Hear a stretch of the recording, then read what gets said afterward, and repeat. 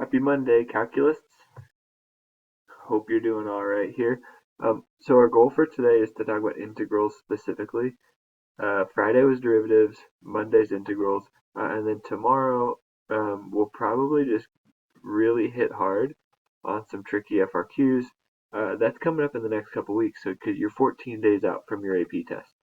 For now, though, let's hit back on integrals a little bit because there's three ways that I could think of that integral questions could be asked that we just need a little bit more practice with. The three that I'm thinking about here are use substitution, fundamental theorem of calculus part 1, and in context integrals. So at the top of this page here, and this chart is significantly better than the one that you had on your derivative sheet on Friday. These rules are exactly what we're looking for.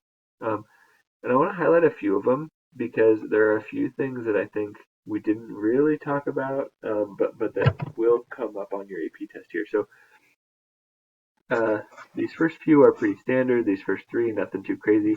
This fourth one I want you to look at for a second. That is a natural log antiderivative, and you could use u sub. So that's a u sub problem where we've kind of masked it. But it still is x to the first. So since it's x to the first right here, that tells us that it's still a natural log antiderivative. And our shortcut then is instead of using u sub, all we're going to do is say, oh yeah, I divide by a, 1 over a. Just like if we're kind of shortcutting u sub for sine or cosine or e. Same thing. The inside still stays the same, so it's nothing that I'm trying to trick you with here. But that is one shortcut you could take. The next one, natural log, we didn't really ever take integrals of natural log. You could if you were in BC class. Since we're not in BC class, we don't actually know this trick, so that's not going to come up on the AB test. But juniors, you will learn it next year for sure, and you'll be able to prove that one using some of your skills. This entire middle column is all your trig antiderivatives, so it's nothing you can't handle, nothing too crazy, things you've seen before, but things we need to study. The far right column, tangent and secant are not going to come up. You don't need to know them. The last two though, inverse tangent and inverse sine, these two will, so star these as well. There's some weirdness about these two formulas, and I want to highlight this. Tangent has that fraction out front, inverse sine does not. I have students ask me every year, and every year I think about it and I'm like, you're right, that's interesting, but I don't know why, and then I haven't ever looked it up. So if anyone figures it out, let me know. But tangent has this 1 over a out front, which is, if this is like 4 squared or 16 or something, we divide by that 4. Sine, inverse sine does not. It's just nothing out there. So I thought that was interesting. I think it's nice to have both of these on the same page here. These will, one of the two of them will show up somewhere on your AP test. So your goal is to remember at least one of those, and hope that it's the one you remember. Our goal for today is these three things. We're going to do 3 multiple choice questions, and then you're going to have a chance to do your section. Your section is only 2 though. I didn't put a U sub problem on there because that was both day 17 and 18. So there's no U sub today for your section, but the other two topics are on there. So let's do one more U sub problem here. This is just such an important integral skill, and there were so many of us gone last week when we covered it that I want to make sure we can do this one for sure all together. Our goal when I see an integral is, first question, do I have a rule that can do this immediately? And for this one, no, I don't have a rule that can do the antiderivative of a square root and an x on top. My second question is about u sub, and it's, is this inside part 1 minus 9x squared, is the derivative of that somewhere else in the problem? So I want you to just think, okay, derivative of that's negative 18x.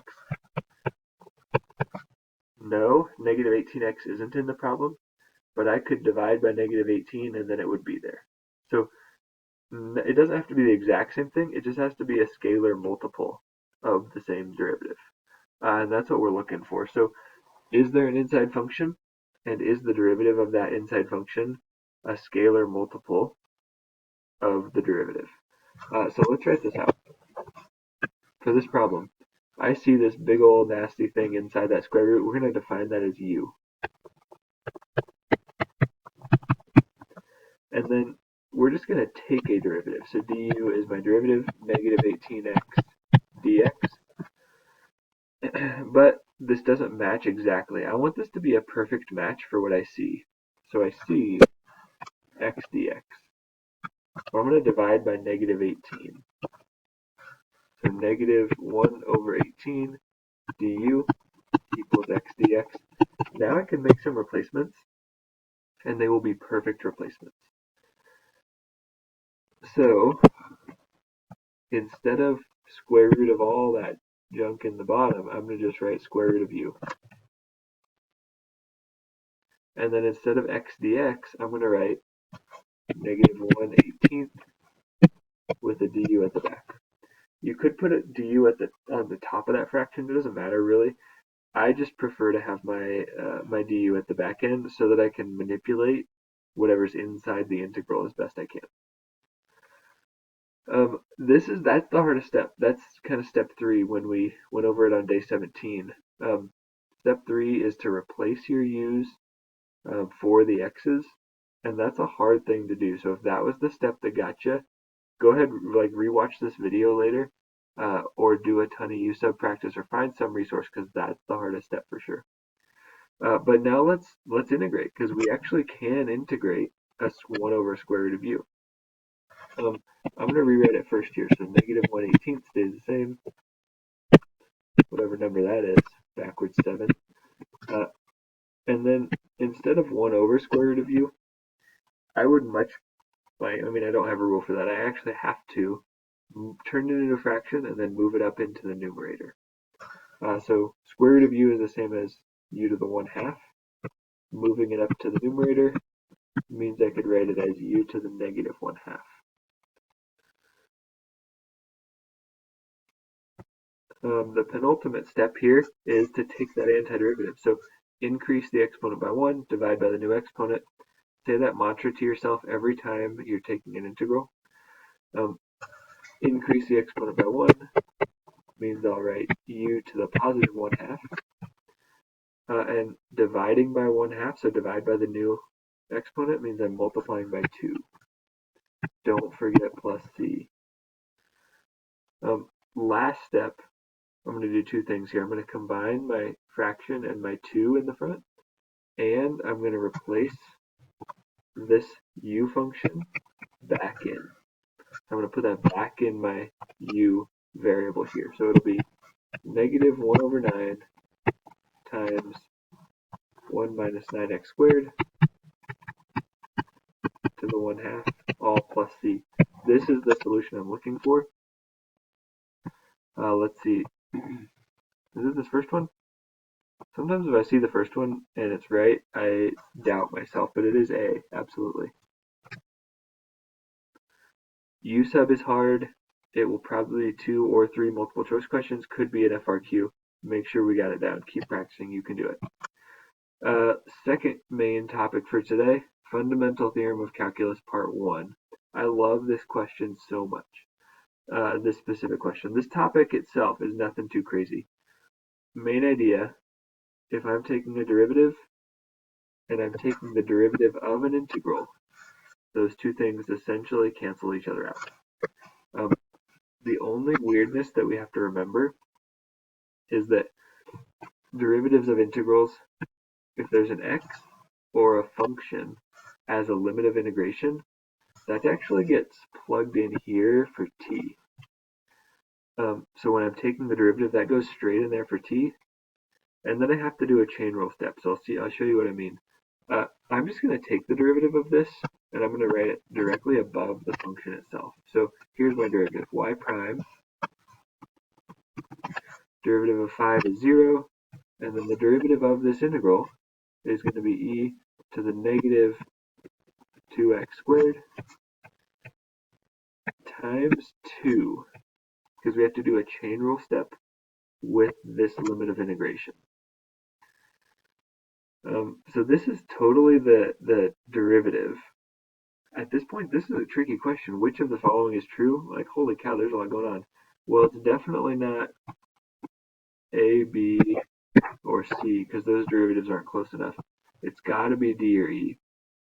And D or E say, okay, y of 0 or y of 1.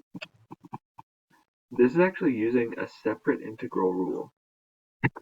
So remember, if I start at one point and I integrate to the exact same point, like if I start at 2 and I end at 2, I have added up 0 area. My integral doesn't add up any space.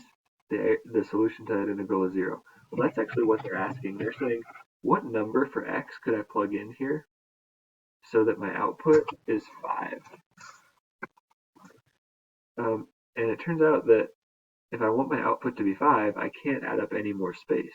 So I can't do any more integration. I can't add up any more area. And so my upper limit of integration, I don't know why I even wrote that arrow. The upper limit of integration has to stay 2, because I don't want to add any more space. And so what's the x value that would make that stay 2? Well, it would be 1. If it was 0, it would be 0. And I would add up space. So it's got to be 1 here, because when I plug 1 in for x, 2 times 1 is still 2. I don't add up any additional area. So E is my solution. But this is a tricky question. I like it a lot. It's so interesting. Rewatch this video here later if this gave you a hard time. I think this is a tricky one. The first part is our goal for today. The second part's a little bit of an extension, so keep that in mind if it gave you a hard time. Last one for today, in context integration. You're going to need a calculator, so take 30 seconds. Proctor in the room, please pause this video. Get out your calculators, ready to go. Okay, hope you got them out. If not, what the heck was going on? This problem, it says insects destroyed a crop at a rate of, I want you to circle that part. What in the world? That's weird. So they're destroying crops at a certain rate, and we want to know how many total crops were destroyed. Anytime you are looking for a total amount, and I'm giving you a rate function, our goal is just to integrate. So if I integrate a rate, that gives me a total. That's written poorly, and I'm going to blame OneNote for that one. Integrating a rate function gives me a total amount. So this is a rate function. We're just going to integrate this thing. Oh, not quite. We're going to integrate that function that's listed from 7 to 14, and it should give us a total amount of insects, or of crops destroyed, excuse me. So I want you, on your calculator, to use the math9 command and try and integrate a total amount from that equation on your paper. Integrate from 7 to 14. I'm going to pause mine and also do the same thing, and then we'll come up with a solution. Ready to go. All right, I integrated this thing, and I got 124.994, which is pretty close to 125. Desmos does integrate if you ever lose a calculator or something. Desmos is definitely always working, but yeah, A is our solution here. Gotta circle it big because I don't know where that pen's gonna show up. There are definitely other integral topics that are gonna come up, and we'll keep covering those in the next few weeks, but these were 3 things that in the past I've known we need practice with. Based on your final data, we definitely need practice with it. And they're things that will be on your practice test too, so you'll get more examples of that. USEB, Fundamental Theorem Part 1, Integrals in Context, 3 ways you can apply integrals on the AP test. Go ahead and go to the section for today. Try and knock out those 2 problems for today, and then spend the rest of the time working on old sections or doing your homework. Ready to go.